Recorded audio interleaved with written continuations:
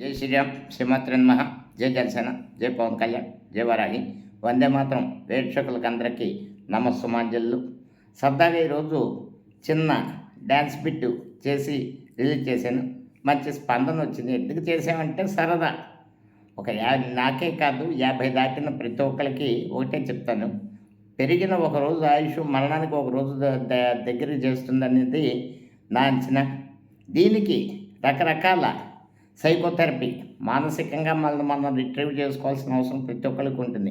Stress పడకుండా హ్యూమరస్గా ఉంటూ చిత్రతతోటి అలా మన మీద ఒత్తిడి తగ్గించుకుంటూ వీలన్నంత సరదాగా గడిపితే ఆయు ప్రమాణం కొంచెం పెరుగుతుంది. అంతేగాని ఇప్పుడు పెద్ద డ్యాన్సులు అయిపోదామనో లేకపోతే ఒకటి చెప్తున్నా, అన్నయ్య మెగాస్టార్ చిరంజీవిని చూస్తూ పెరిగిన అన్నయ్య చిరంజీవిలో 1,00,000వ వంతు చేసినా నేను కాలు ఎగరేసుకోవచ్చు, అది మాత్రం కన్ఫర్మ్. అంతేగాని ఎవరినన్నా హ్యూమిలేట్ చేస్తే శారీరకంగా కానీ మానసికంగా కానీ వేధిస్తే నేరం, కానీ డ్యాన్స్ చేయడం నేరం కాదు.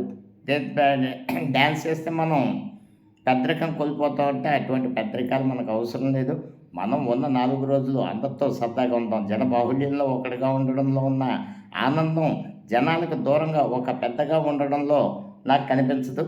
ఇంకా పోతే నిన్నటి సంఘటన తర్వాత ఎంత వీరవిహారం చేసి పోలీసులు నియంత్రిస్తున్నా రాకుండా 100 మందికి అనుమతిస్తే వేలాది మంది జన సమీకరణ చేసి విధ్వంసం సృష్టించి 2 మృతికి కారణమైన వైకాపా నాయకులకి ఖచ్చితంగా ప్రభుత్వం చర్యలు కఠినంగా తీసుకోవాలి.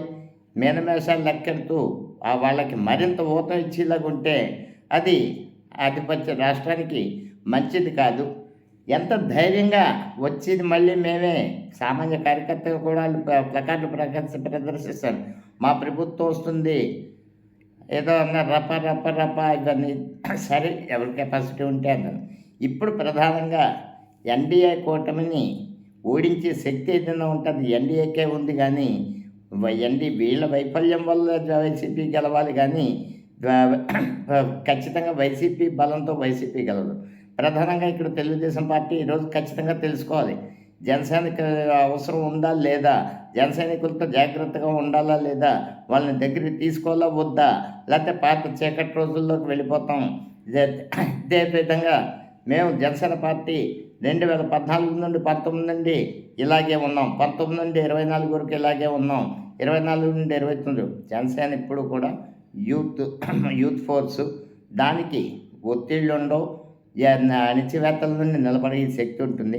కాబట్టి ఆంధ్రప్రదేశ్లో ఎన్డీఏ కూటమి బలంగా ఉండాలంటే తెలుగుదేశం ఒక 4 అడుగులు ముందుకు వేసి జనసేనను కలుపుకోవాల్సిన అవసరం ఉంది.